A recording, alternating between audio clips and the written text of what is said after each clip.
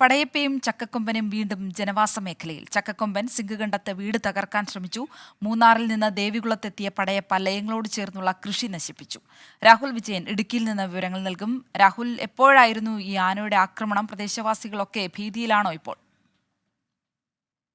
ശ്രീലക്ഷ്മി, ചക്കക്കൊമ്പൻ പുലർച്ചെ 4 മണിയോടുകൂടിയാണ് ജനവാസ മേഖലയിൽ, അതായത് സിംഗുകണ്ടത്ത് എത്തിയത്. മനോജ് എന്ന് പറയുന്ന ആളുടെ വീടിന് നേരെയാണ് ആന ആക്രമണം നടത്തിയത്. വീട് തകർക്കാൻ വേണ്ടിയുള്ള ശ്രമമായിരുന്നു. ഇതിനിടെ ആളുകൾ, ഈ വീടിനകത്ത് ആളുകളുണ്ടായിരുന്നു. ആളുകൾ ശബ്ദം കേട്ട് ഇറങ്ങുകയും പിന്നീട് അടുത്തുള്ള ആളുകളെ വിളിച്ചു വരുത്തി ശബ്ദം ഉണ്ടാക്കി ആനയെ തുരത്തുകയുമായിരുന്നു. വീടിന്റെ ഒരു ഭിത്തി വിണ്ട് കീറിയിട്ടുണ്ട്. മാത്രമല്ല, വീടിനകത്തെ സീലിംഗ് പൂർണ്ണമായും തകർന്നു. വീട് അപകടാവസ്ഥയിലാണ് എന്നുള്ളതാണ് ഈ വീട്ടുടമസ്ഥൻ പറയുകയും ചെയ്യുന്നത്. കഴിഞ്ഞ കുറച്ച് ദിവസമായി ഈ ചക്കക്കൊമ്പൻ ജനവാസ മേഖലയിൽ, അതായത് ഈ സിംഗുകണ്ടം ഭാഗത്തുണ്ട്. വലിയ ആശങ്ക ആളുകൾക്കുണ്ട്.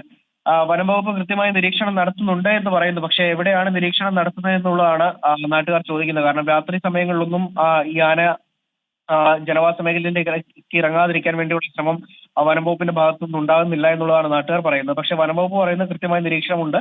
അതിനിടയിൽ ചിലപ്പോൾ സംഭവിച്ചു പോകുന്നതാണ് എന്നുള്ളതാണ്. എന്തായാലും സർക്കാരിന്റെ ഭാഗത്തുനിന്ന് വലിയ തരത്തിലുള്ള പ്രഷർ വനംവകുപ്പിന്റെ നേരെയുണ്ട്. അതായത് തെരഞ്ഞെടുപ്പ് കാലമാണ്, ഒരു തരത്തിലും ആനയുടെ ആക്രമണം ഉണ്ടാകരുത് എന്ന് കരുതി കൃത്യമായിട്ടുള്ള നിർദ്ദേശം കൊടുത്തിട്ടുണ്ട്. പക്ഷെ അതൊക്കെ മറികടന്ന് ആന അതൊന്നും കേൾക്കാൻ കൂട്ടാക്കിയിട്ടില്ല എന്നുള്ളതാണ് വസ്തുത.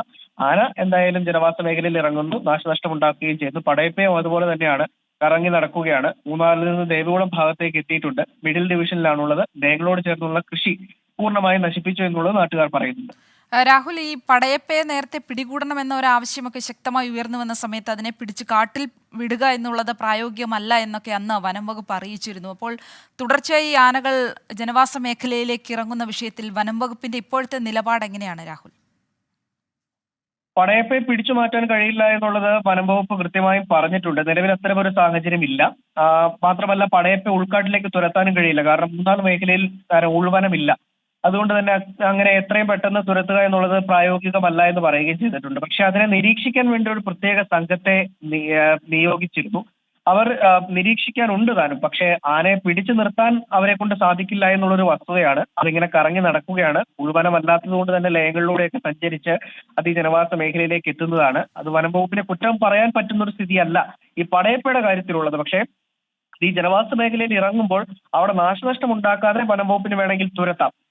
അത് ഇന്ന് സംഭവിച്ചിട്ടില്ല എന്നുള്ളതും ഒരു പ്രധാനപ്പെട്ട കാര്യമാണ്. പക്ഷെ അതൊരു പടയപ്പയുടെ കാര്യത്തിൽ വനം വകുപ്പിന്റെ ഒരു വീഴ്ചയല്ല. അതിന് മറ്റെന്തെങ്കിലും നടപടിയാണ്, ശാശ്വത ഒരു ദീർഘകാല നടപടിയാണ് വനംവകുപ്പ് കണ്ടെത്തേണ്ടത്.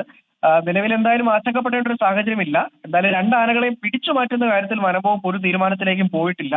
രണ്ടിനെയും പടക്കം പൊട്ടിച്ചോ അല്ലെങ്കിൽ ശബ്ദമുണ്ടാക്കിയോ തുരത്തുക എന്നുള്ളത് മാത്രമാണ് വനംവകുപ്പിന്റെ മുമ്പിലുള്ള ഏക വഴി.